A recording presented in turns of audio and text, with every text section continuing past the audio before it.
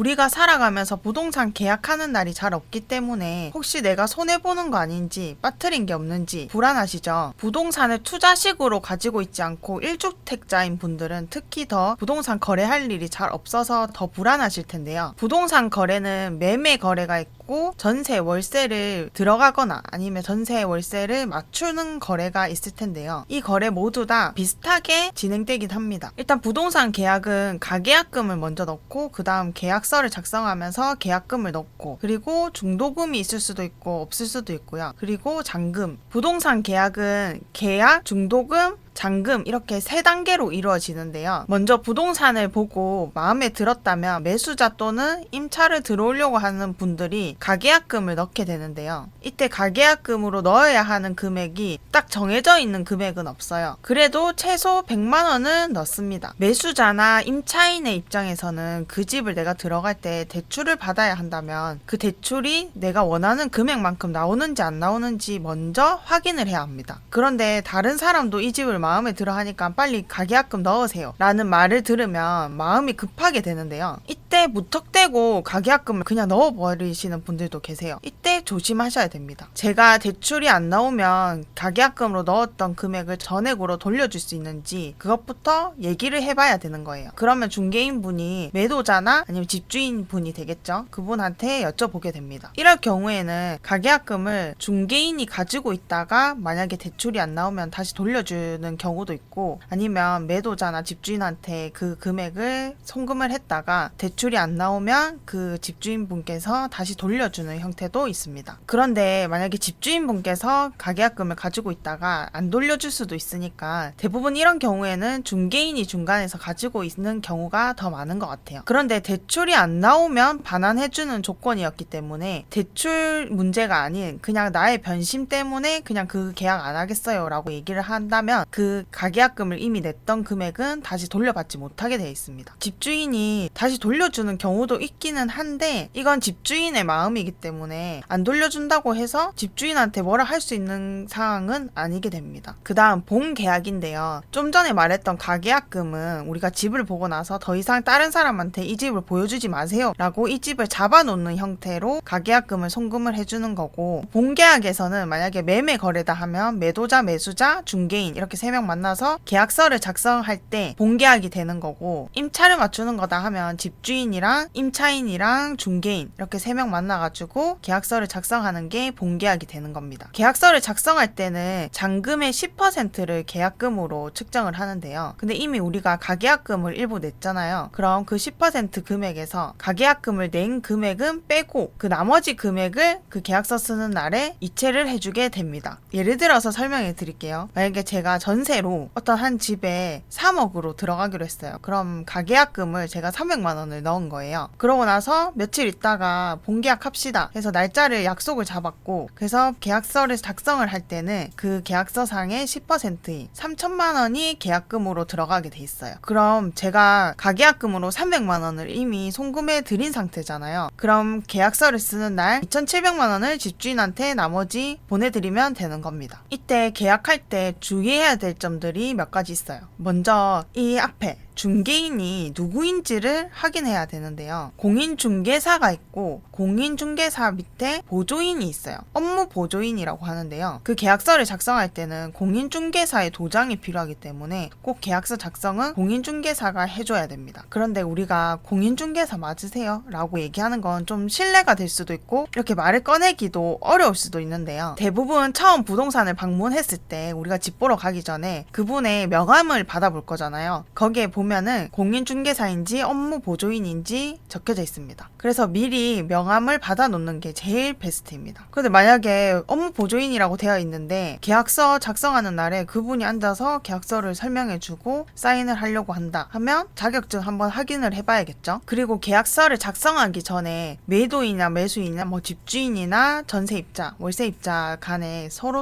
좀 요구하는 건들이 있을 거잖아요. 그거를 오갔던 말들을 다 계약서상에 작성을 해야 합니다. 예를 들어서 집주인이 전세 들어오면은 도배장판 새로 해주겠다 말을 한 상태인데 계약서상에 특약사항에 안 넣었다 하면 나중에 돼서 왜 도배장판 안 해주세요 라고 딴지를 걸었을 때 내가 언제 그런 말을 했냐 하면은 문자로 남겨져 있는 것도 없고 뭐 증거가 없다 하면 임차인만 억울한 상황이 되는 거예요. 그리고 월세 같은 경우에는 어떤 거 옵션으로 넣어주겠다 라고 얘기한 것들이 있으면 그것도 특약사항에 넣어야 합니다. 그리고 제 영상 매 영상마다 항상 이 얘기가 꼭 나오는 것 같은데요. 그만큼 중요하다는 거겠죠. 전세로 들어갔을 때 그 집에 만약에 근저당이 잡혀있다 하면, 그러니까 대출이 잡혀있다 하면 내가 보증금을 내고 들어갈 거잖아요. 그럼 그 보증금을 무조건 그 근저당을 갚는 거에 써야 된다라는 특약을 넣어야 합니다. 그리고 꼭 그 등기사항 전부증명서, 등기부 등본에 근저당권이 말소시켜져야 됩니다. 그거를 꼭 확인하셔야 돼요. 말소가 되면은 빨간 줄로 끄이거든요. 그렇게 됐는지 안 됐는지 꼭 확인하셔야 됩니다. 그리고 만약에 이걸 안 지켰을 시에는 어떻게 한다라는 것까지 넣어주셔야 돼요. 이 계약을 무효로 한다라는 말을 적을 수도 있고, 뭐 집주인이 임차인한테 얼마를 배상한다라는 얘기를 적을 수도 있는 거죠. 방금 말한 내용은 중개인 분들이 잘 챙겨주시는 영역이기 때문에 임차로 들어가시는 분들은 이 사항이 빠지지 않았는지만 좀 체크하시면 좋을 것 같아요. 그리고 매매일 경우에는 해당 부동산에 근저당이 잡혀있다, 대출이 잡혀있다 하면 매도자가 매수자한테 잔금을 다 받고 나서 그 잔금으로 근저당을 갚아야 합니다. 그런데 만약에 매수자가 잔금까지 다 치렀는데 매도자께서, 파는 사람께서 그 돈을 가지고 근저당 갚는 거에 안 쓰고 다른 거에 쓰고 근저당 말소도 안 시켰다 하면 그 근저당은 매수자가 다 떠안게 되어 있어요. 왜냐면 등기사항 전부증명서에 남아있기 때문인데요. 그래서 잔금 당일날은 매도자랑 매수자랑 중개인 그 3명이서 은행에 가서 그 잔금을 가지고 근저당 잡혀있는 대출을 말소시키는 거를 다 같이 확인을 해야 합니다. 그리고 꼭 근저당을 갖고 난 후에 며칠 뒤에 있다가 등기사항 정부증명서를 떼봐야 돼요. 그래서 근저당이 말소가 됐는지 안 됐는지 이것도 꼭 확인을 하셔야 되고요. 그럼 이런 내용도 특약사항에 넣는 게 안전하겠죠. 이것도 똑같이 대출을 안 갚을 시에는 매도자가 매수자한테 얼마의 보상을 해준다라든지 어떻게 한다라는 것까지 적어둬야 됩니다. 그런데 만약에 매수자도 그 집을 담보로 해서 근저당을 잡아서 대출을 받아서 잔금을 치를 거다 하면 매수자가 대출을 받을 은행이랑 매도자가 갚아야 하는 그 은행에 은행들끼리 서로 거래가 됩니다. 그럼 개인한테 그 돈이 오가는 게 아니기 때문에 좀 더 안전하겠죠. 그리고 계약할 때 매도인께서 못 오는 상황이 됐을 때 대리인이 참석할 수 있는데요. 그럼 위임장이 필요하고요. 그 위임장에는 인감 도장이 찍혀 있어야 됩니다. 그리고 인감 증명서가 필요하겠죠. 그 인감 도장인지 아닌지 확인하기 위해서 인감 증명서까지 꼭 지참하셔야 되고, 그 인감 증명서는 꼭 발급한 지 3개월 이내여야 됩니다. 그리고 계약서상에 대리인의 인적사항도 꼭 들어가야 되고요. 그럼 칸이 한 칸 더 늘어나겠죠. 제일 밑에 매도인, 매수인, 중개사 이렇게 인적사항이 적혀져 있는데 거기에 대리인이 중간에 추가되게 됩니다. 그럼 대리인의 주민등록번호랑 전화번호 이런 것까지 다 들어가게 돼 있어요. 그리고 부동산에서 매매든 전세든 월세든 계약을 할 때 항상 내 맞은편에 앉아있는 사람이 누구인지를 꼭 확인하셔야 돼요. 중개인 분들께서 서로 신분증을 바꿔가지고 확인해 보세요 라고 하시는 분들도 많이 계신데 그렇게 확인을 안 해주시는 분들도 간혹 가다가 있으시기 때문에 꼭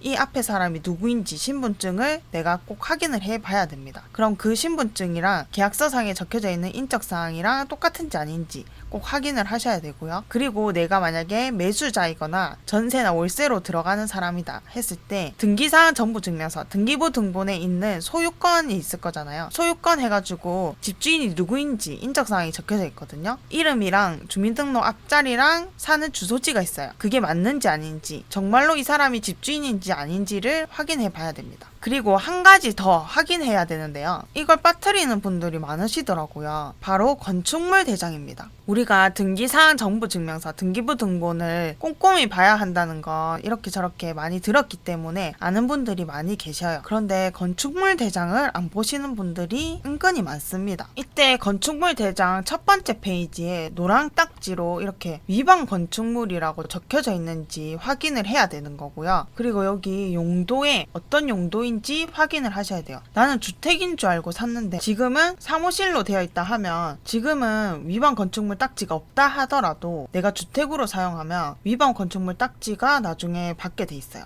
위반 건축물 딱지를 받게 되면 매년 이행 강제금을 내야 되기 때문에 이건 꼭 확인을 하셔야 됩니다. 실제로는 주택으로 사용하고 있는데 건축물 대장을 보니까 사무실로 되어 있다, 이런 것들이 대부분 빌라인데 1층에 있는 빌라 호실이 사무실로 되어 있는 경우가 있어요. 그래서 빌라를 사고 파실 때는 꼭 건축물 대장도 꼼꼼히 살펴보셔야 합니다. 그 다음 중도금인데요. 계약까지는 어떠한 이유든 간에 계약금을 포기해서라도 그 계약을 파기할 수 있는데요. 대신 어떤 이유에서 파기하는지에, 누가 기책 사유가 있는지에 대해서 그 계약금을 누가 더 손해를 보느냐가 달라지게 되어 있습니다. 매수자나 임차인 입장에서는 이미 낸 가계약금이랑 본계약금까지 포기하는 사항이 있을 수도 있고, 집주인의 이유로 그 계약을 파기해야 된다 하면 내가 받은 계약금의 2배를 그 상대방한테 보내줘야 됩니다. 그런데 중도금을 보냈다 하면 그 계약을 파기할 수가 없어요. 몇 년 전에 하루하루가 매매가가 치솟아 오를 때는 매도자 입장에서는 이 계약을 그냥 2배를 물어주더라도 계약 파기를 하고 싶을 거고요. 매수자 입장에서는 내가 싸게 샀으니까 빨리 이 계약을 체결하고 싶을 거잖아요. 이때 매수자 입장에서는 중도금을 빨리 입금시켜버립니다. 만약에 금액이 작은 경우에는 계약금만 있고 중도금이 없고 잔금이 있는데요. 그런데 내가 꼭 이 부동산을 사고 싶어 하면 잔금의 일부분을 중도금으로 빼서 계약서를 작성을 하는 거예요. 그래서 그 중도금을 만약에 10월 1일에 보내기로 했는데 9월 30일 날 보내도 상관없습니다. 꼭 그날에 보내야 되는 건 아니에요. 그 전에만 보내면 되는 거기 때문에 내가 빨리 이거를 사고 싶어 하면 약속된 기간보다 더 빨리 그냥 중도금을 납부해 버리는 것도 방법입니다. 그 다음 마지막으로 잔금인데요. 잔금은 아까 말했듯이 기존 집주인이 근저당을 잡고 있었다면 그 근저당이 잘 말소되는지 아닌지 꼭 확인하셔야 되고요. 근저당 말소는 근저당 말소 신청을 한다고 해서 그 당일날 바로 지워지는 거가 아니기 때문에 근저당 말소 신청을 한 후에 며칠 있다가 인터넷 등기소에 가서 700원이면 열람하기로 해서 볼 수 있어요. 그래서 열람용으로 등기사항 전부 증명서를 떼서 꼭 확인하셔야 됩니다. 그리고 잔금 보내주기 전에도 등기사항 전부 증명서를 그 자리에서 떼서 한번 확인하고 내가 몰랐던 권리가 생기지 않았는지 꼭 확인을 하신 다음에 잔금을 진행하셔야 돼요. 그리고 특히 분양권 같은 경우에는 다운 계약서를 쓰자고 하는 분들이 계세요. 다운 계약서라고 하는 거는 내가 실제로 사는 금액보다 더 낮게 신고를 하자는 거예요. 이게 매도자의 양도세를 절세라고 하기에는 좀 그렇지만 세금을 낮추기 위해서 그런 방법을 쓰려고 하는 건데요. 이건 나중에 내가 팔 때 문제가 생길 수도 있어요. 만약에 내가 2억 2천에 샀어요. 근데 다운 계약서 쓰자 해서 2억으로 그냥 쓰자고 하는 거예요. 그래서 나는 아무것도 모르고 2억으로 그냥 계약서를 썼어요. 그리고 2천만 원을 따로 송금을 해준 거죠. 그럼 내가 산 금액은 그냥 등기상으로 봤을 때는 2억이 되는 거예요. 근데 내가 나중에